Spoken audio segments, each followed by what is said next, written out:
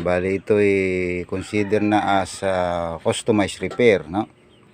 Dati siyang walang kulay pula, nag-request siya ng additional color combination na pula para sa boots niya.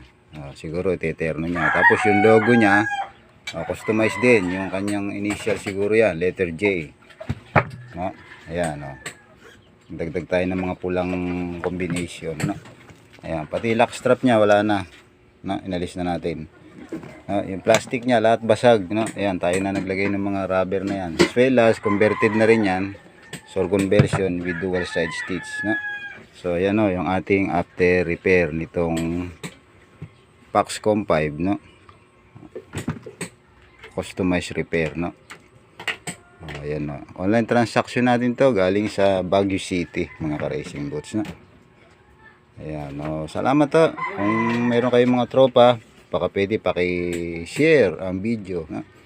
Meron din tayong YouTube, yung ating YouTube ay yung Bong de la Cruz, no? Para makita nyo rin yung ilang videos natin doon na naka-upload, ano? Meron tayong page, yung Bong Racing Boots Repair, Restoration, no? Ayan po. Salamat po mga ka-racing boots, no?